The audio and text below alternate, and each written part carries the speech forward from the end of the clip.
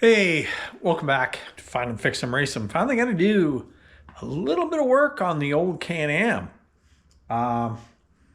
Where I've been at is I've been trying to find these Swingarm bushings. I could never find them, but I did find McMaster Car had some sleeves that I think are going to work. I need to get the part number. I'll put it in there. But this is the sleeve that comes from McMaster Car. And it's almost perfect. I mean, it goes on the swing arm bolt, and it's quite close to the same diameter. And it also is quite close on the swing arm, and I'll show you that here in a second. So we're going to have to figure out a little bit of clearances and stuff, but hopefully this will work.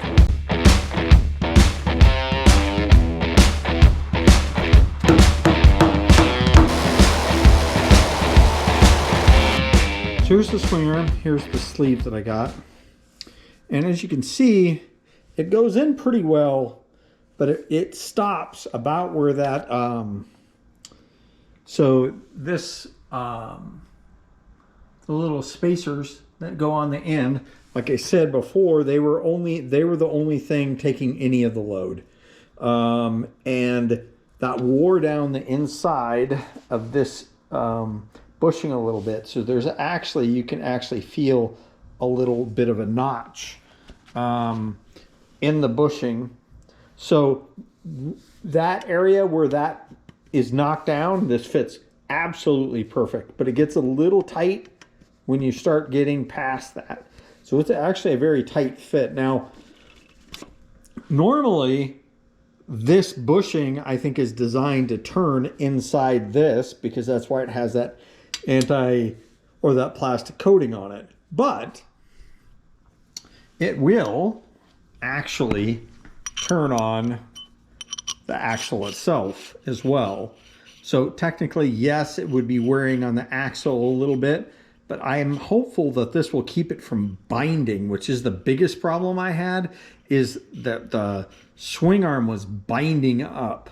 So I'm hopeful what I can do is I just need to get the clearance. So I have these shims on here, obviously. They're shims, so that's tight.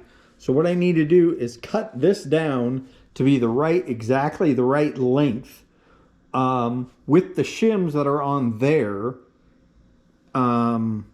accounted for. And then I'm going to try to make it the exact right length so you really don't need to put shims on it. And then if it turns out it's a little bit small, then I can always shim it. But that's kind of my thought process. So I'm going to try to figure out how long to make this, cut it, push it in there, and hopefully it'll work. So now I got the washer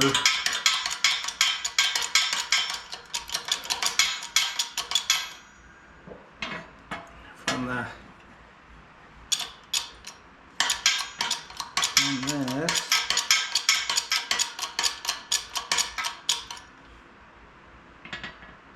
I'm hopeful I can just use this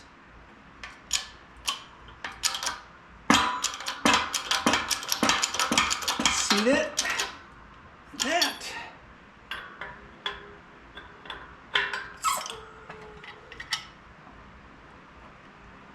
And hopefully it's moving this instead, which I don't understand.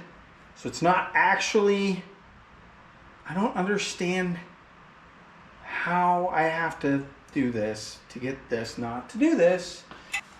Put this like this, and then pound it in until it stops.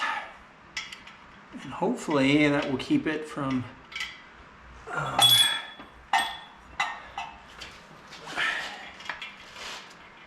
pushing that sleeve around. But we'll see what it's going to do to this.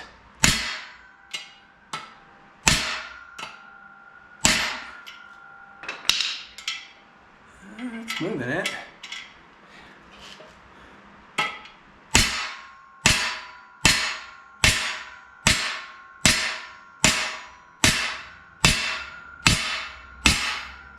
Okay. So that is in there. This is the way I should have did it initially, and it wouldn't have moved that bushing at all. This on here like that. Hopefully we can. And this one's tapping right in when the other one was just tapping the whole bushing out for whatever reason. So I don't understand, but.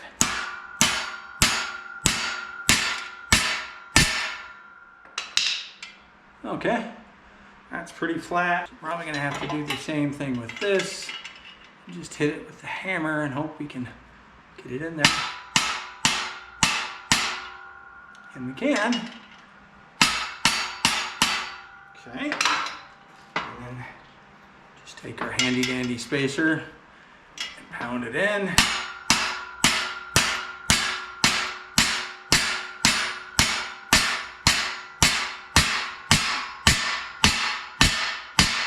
Okay.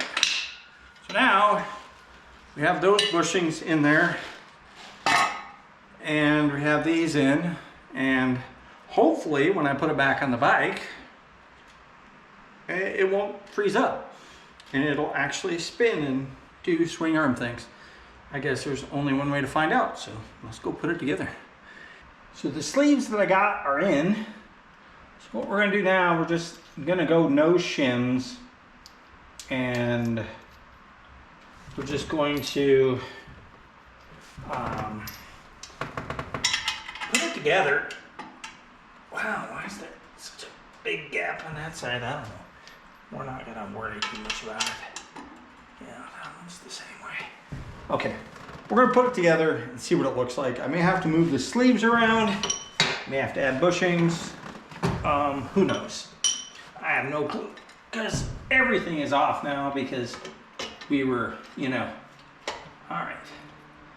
So definitely, it's not bad. I mean, let's just try it with that. I mean, it's definitely tighter than it was before without any shims in it. I think I have this on the right way. And why is my bolt not going through? I don't understand. What is going on? It's obviously hitting. What is going on? Is this thing messed up now? Since I used it as a... Yeah, maybe so.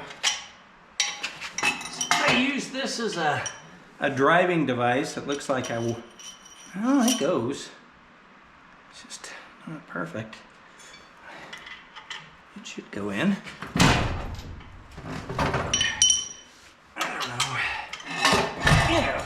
Goes. The chair is gonna fall off. This falls off. It's even better when you have the shims in here, because then they go everywhere. That's fun for the whole family. When you go like this, it won't do anything. Why won't you go? It's trying to go, but it won't. Understand what is going on, but I'm getting a hammer, because if you can't fix it with a friggin' hammer some days, you can't fix it. I'm tired of friggin' around with this stupid swing arm.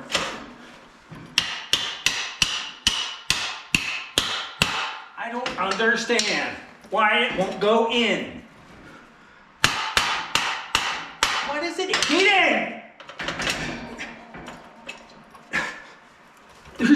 It's the bolt that goes through there. I don't understand how it can't go through.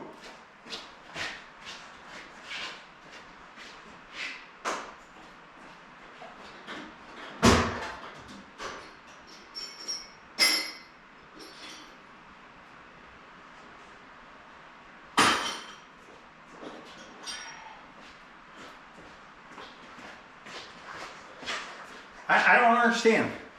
That's the bolt for it. Those are the washers for it. I know it goes through the bushings. but for whatever reason, it won't go through.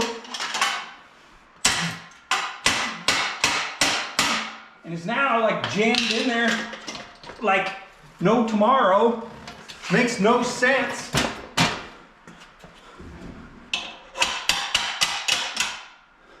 How can it be jammed?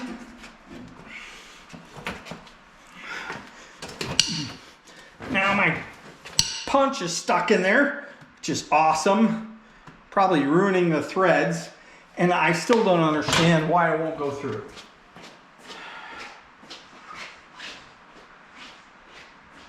Too friggin' hot.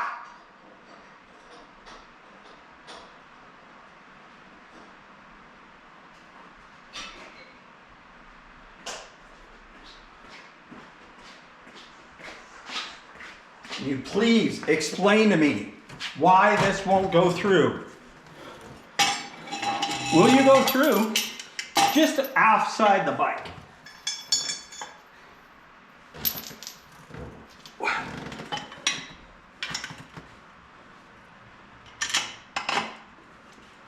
I know the bushings are the right size. They went in there before. Just over. I don't understand. Did the bushings shrink? Because they used to go in there before I pushed them in, and now they're too small.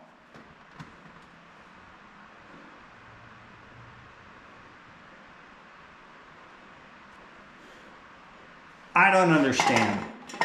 Did just pushing it in cause so much squeeze on that stupid bushing that it friggin' will no longer let it go through? It doesn't make any sense. It's going halfway through on this one. It's going all the way through on that one.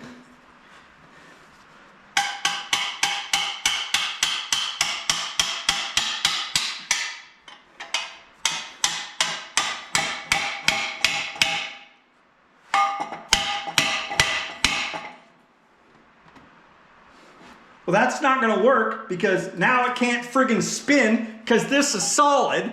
So now I have no swing arm because it can't spin on the inside of this and it can't spin there. So that's just friggin' perfect. That's exactly what I wanted.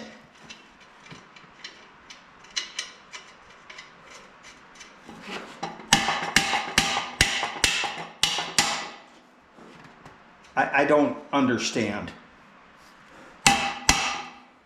Someone's going to have to explain to me how that happens.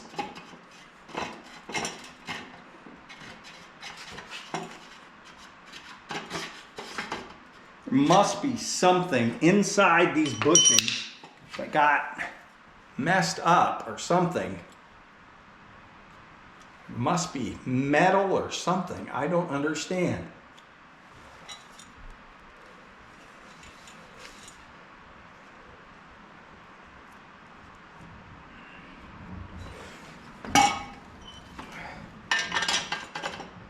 It goes right through, almost right through, without the washers.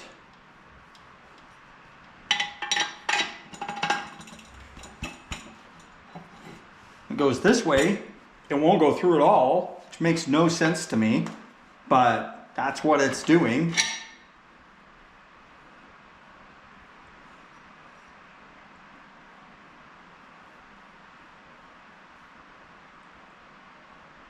I don't know if it's because this is kind of corroded. I mean, obviously the bolts should go through these. These have a decent amount of side-to-side play, so for whatever reason, right there, comes in from this way. It'll actually go through this one, but it won't go through this one. They're the same bushing. And then, yeah, I don't know. So I guess what I have to do, besides dying of dehydration, is chucking this and putting, just sanding just a skosh on this until they work. Here's what we got. I got her tightened up. It's still loose enough where it'll fall. Not probably super fast, but it's still loose enough where it'll fall. Has no side-to-side movement in it. I got the rear shocks on. I went with these O-rings that I got from a vintage Husky place because this factory, they were like plastic cups on these Olins were just gone and you can't get them replaced. They're pretty tight. I had to use the vice grip C-clamp things to kind of squish them to get them in there, but I think they should, you know, keep the grease in, that kind of stuff. I did end up doing what they said. I ended up drilling a hole through the bolt or the nut and drilling a little hole in the frame and wire tying it to the frame. I did Loctite this bolt as well. I would say it's not factory spec, but I would say it's probably somewhere in the 20 to 30 foot-pounds. So it's fairly tight. It doesn't have any side-to-side play, but if you probably tightened it to factory specs, it would probably stick. So I pretty much got that done. Now I just need to get the shock reservoirs mounted, get the air box put in, get the air filter put in, put the rear wheel on, gas tank, and that's about it. I mean, it should be getting pretty close to wanting to start. So it's going to be exciting. I do need to work on the silencer because I don't want to use the stock silencer, at least on this bike, but I got to get some pipe and do some welding to fix that, to make one out of a KX500 silencer that I have. So yeah, I think that's where we're at. Thanks for stopping by. Hopefully we'll get more Can-Am videos here in the near future and hopefully get a first start here pretty quick, because I would love to hear this thing actually run, since I've never heard it run.